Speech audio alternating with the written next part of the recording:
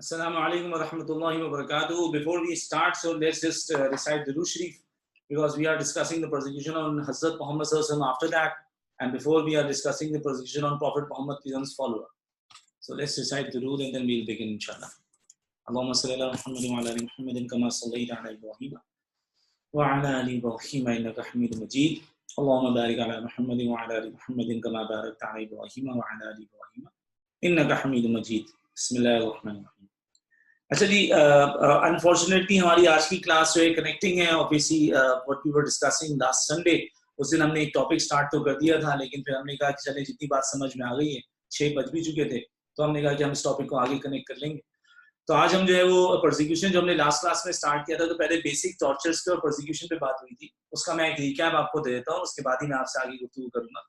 तो सबसे पहले मैंने आपको बताया कि उस दिन कि वाई डिड कुरैश, मैंने आपको एक सवाल करवाया जिसमें मैंने आपको बताया कि जनाब जो है वो कुरैश हमें प्रोसिक्यूट किया, तो उसके रीजंस बता दीजिए। तो एक क्वेश्चन था 2010 और 11 का बेस था, why did Quraish prosecute Muslims, तो इसका जवाब था because Quraish were insecure from Muslims socially, religiously and financially. तो इसके बाद हमने दूसरा सवाल किया कि भी 2009 माइग्रेशन टू अबिसिनिया के साथ एक क्वेश्चन आया था, क्वेश्चन बी, और वो क्वेश्चन बी में एग्जामिनर साहब ने कहा था कि why did Quraish pursue Muslims, Quraish हमारा पीछा ही क्यों किया। They pursued Muslims because they were insecure from Muslims, the immigrants, socially, religiously and financially. जवाब इसका भी सेम था, लेकिन सवाल की वर्डिंग्स बिल्कुल डिफरेंट थी।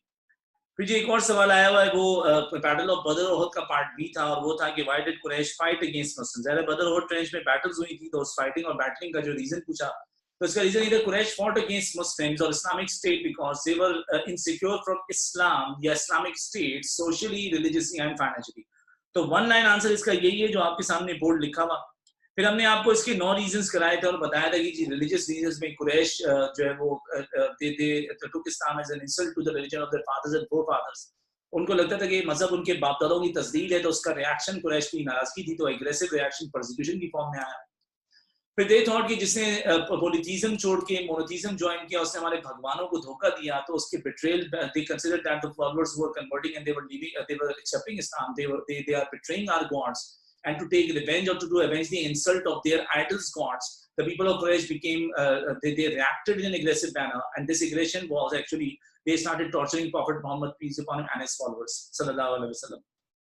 फिर कुरैश को ये भी लगता है कि एक नंबर गेम है, एक सोसाइटी में मोनोथीस इतने बढ़ गए तो पॉलिथीस कम हो जाएंगे, और अगर मोनोथीस की तादाद हमने नहीं रोकी और ये बढ़ गए तो फिर लीडरशिप भी इनकी होगी, फिर उसके साथ मक्का की सिटी भी इनकी होगी, काबा उसकी दौलत है और यहाँ का कारोबार भी इनका हो जाएगा।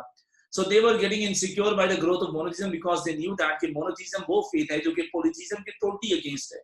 तो अगर monotheistic ideology establish हो गई तो they are going to lose their religion, their prestige, their power, their financial stability which they had been enjoying for years in the city of Makkah।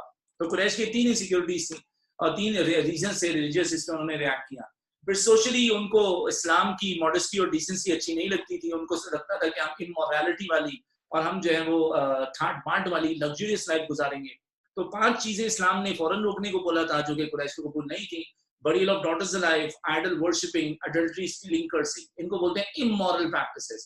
इस्लाम जो है वो मॉरल वैल्यूज वाला religion है, तो यहाँ पर डिसेंसी के अगेंस्ट है। फिर इस्लाम कहता था कि मर्द और औरतों की बराबरी लानी है, जैसे कि सूरह बकरा में लिखा हुआ 297 में they are your garments, you are their garments, especially husband and wife, जिसमें जो यूजुअली जो है वो हस्बैंड अपनी वाइफ को जो है वो अब्यूज करते हैं या मारते हैं, उनको अपनी जो है वो जागीर समझते हैं और उनको as an individual, as an independent जो एंटिटी ट्रीट नहीं करते।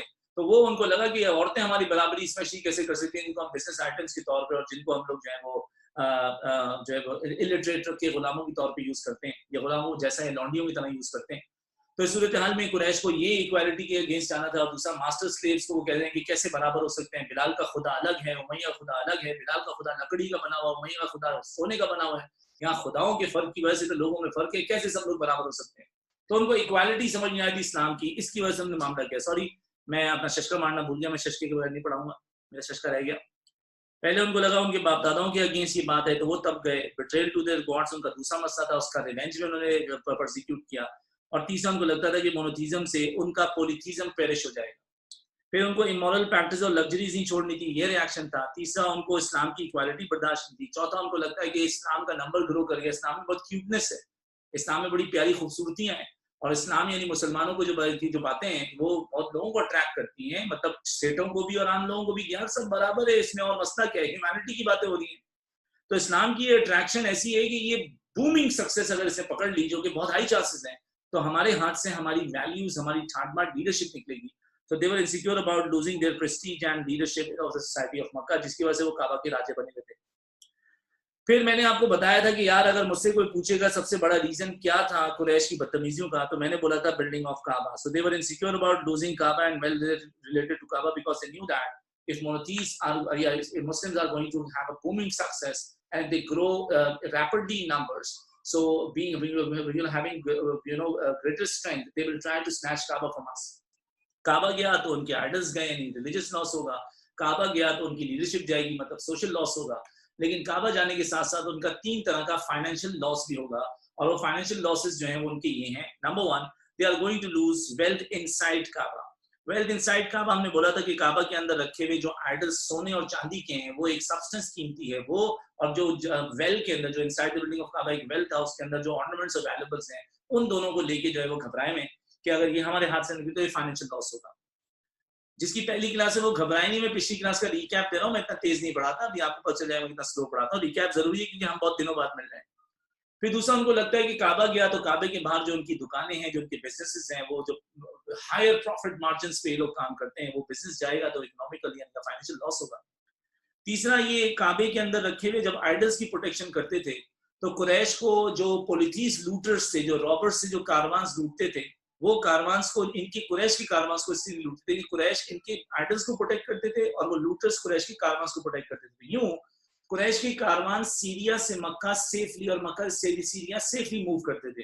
تو قریش کی کاروان سے موو کرنے ان میں کوئی ڈکیتیاں, کوئی لوٹ مار نہیں ہے, بلکہ پروٹیکٹ سیفلی ان کے کاروانز آتے ہیں, کاروبار بڑا پپو چمک رہا ہے. تو قریش جو ہے وہ اپنے بزنس میں ہمیشہ سے سکسیس ہی دیکھ رہے ہیں. ان کو لگتا ہے کہ اگر کعبہ گیا تو پھر آئیڈلز بھی توڑ دیے جائیں گے, اور کعبہ اور آئیڈلز دونوں ہاتھ سے نکلے تو پھر یہ جو لوٹرز نے ہمیں امیونٹی دے رکھی ہے, یہ امیونٹی بھی ختم ہو جائے گی.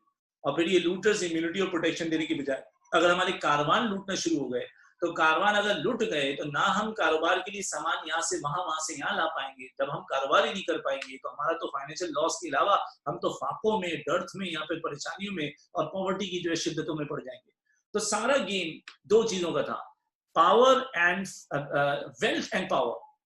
تو ویلتھ ساری کی ساری کعبے سے جڑی ہے, اور جتنی بھی پاور ہے, پولیٹیکل پاور کہہ لیں آپ, اسٹیٹ پاور کہہ لیں آپ, یا پھر کسٹوڈین آف کعبہ کی کیپیسٹی کہہ لیں, یا پھر وہاں پر سینیورٹی کہہ لیں, وہ ساری کعبے سے جڑی ہے. تو گیم پورا کعبے کا ہے. جو مذہب کعبے میں ہوگا وہی مذہب عربیہ میں. جب کعبے کے اندر آئیڈلز تھے, پورا عربیہ آئیڈل ورشپر تھا. 8 after ہجری میں حضرت محمد صلی اللہ علیہ وسلم captured the city of Makkah and he purified Kaaba from idols. He broke all these 360 idols. جیسے ہی کعبے میں اسلام آیا, پورا عربیہ within 2.5 years مسلمان ہو گیا.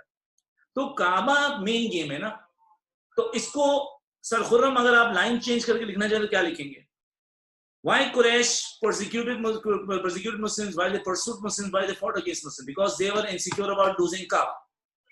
اور کعبہ لوز ہونے سے سوشل لاس ہے, کعبہ لوز ہونے سے ریلیجس لاس ہے, اور کعبہ لوز ہونے سے جو ہے کعبہ کو لوز ہونے سے ان کا جو ہے وہ فائنینشیل لاس ہے. تو یہ 3 باتیں جو ہے ان کو لے کے چلو, کعبے کو لے کے چلو, ان آئدر کیسز آنسر اسی ڈائمینشن میں جائے گا جو پتر میں نے آپ کو پچھلی کلاس میں بتایا. یہ ریویژن ہو رہا ہے, پچھلی کلاس میں پڑھا دیا گیا ہے, اسی کو یہ نہ سمجھے سر خورم بہت تیز پڑھا رہے ہیں. یہ گفتگو تو ہو چکی.